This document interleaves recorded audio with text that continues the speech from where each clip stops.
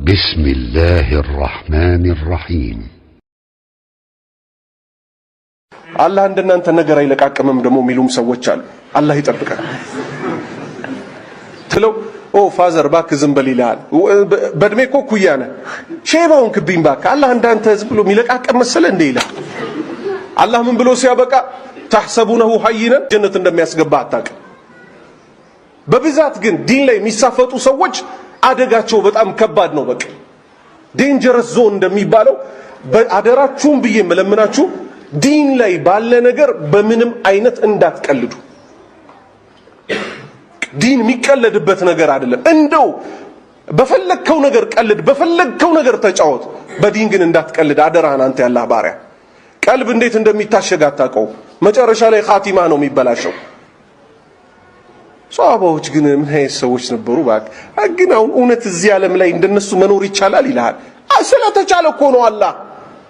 والسابقون الاولون من المهاجرين والانصار والذين تبعوهم እኮ ያለው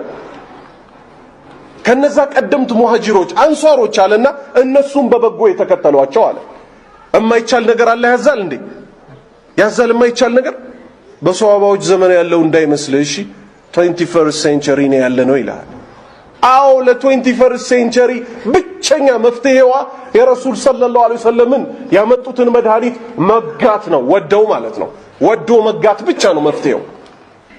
ዓለም ኢኮኖሚክ ክራይሲስ ያለ ይጮሃል አይጮህም እናንተ ዩኒቨርሲቲ ተማሪ ናችሁ በቃ ኢንፍሌሽን አስቸገረን ህዝባችንን ማብላት ፖፑሌሽን እንዲያለ ጂዲፒ ጂኤንፒ ስኬርስ ሪሶርስ ሲጨፋጨፉ ይውላሉ ያላህን ትእዛዝ ረስተው አላህ ምን አለ ወእሙር አህለከ ቢሰላት ወስተብር አለይሃ ላ ነስአሉከ ሪዝቃ አላሁ አክበር ቤተሰቦችህን በሰላት እዘዝ አለ አንተም ጽናባት ሲሳይ አንጠይቅህም አንተንም ልጆችንም እኛ ነን የምናበላው አለ በቃ ኃላፊነቱን ወሰደ ምን ትፈልጋለህ እዚህ ምን ይሉሃል እረ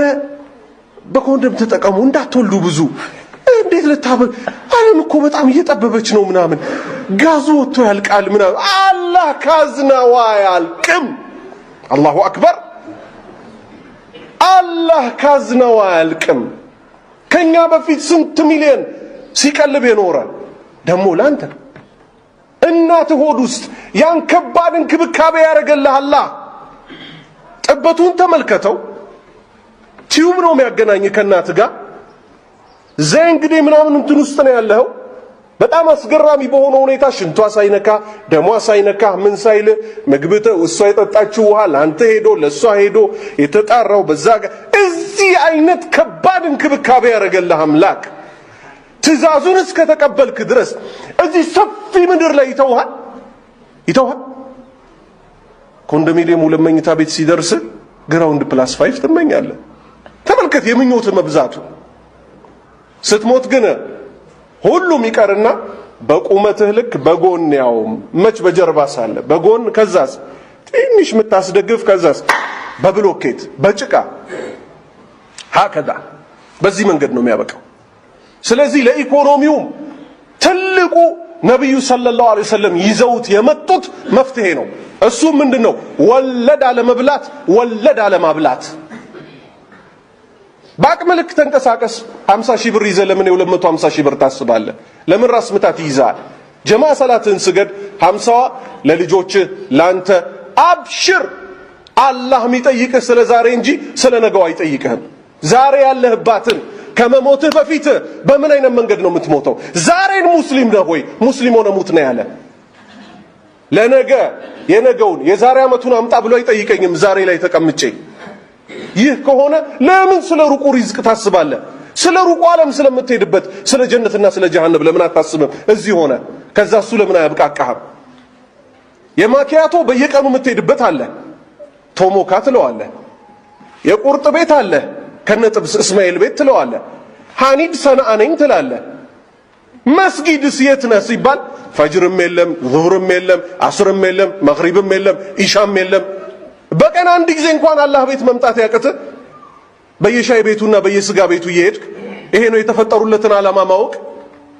ሴቷ በየኮስሞቲክስ ቤቱ ትታወቃለች። ቂራት ቦታ አትታወቅም። ሂፍዝ ቦታ የለችም። ተቋ ቦታ የለችም። ነሱላህ ፈነሲየሁም። ወደ ሐቁ እንመለስ። ከገባንበት አዘቅት መውጣት ከፈለግን የነብዩ ሰለላሁ ዐለይሂ ወሰለም ሱና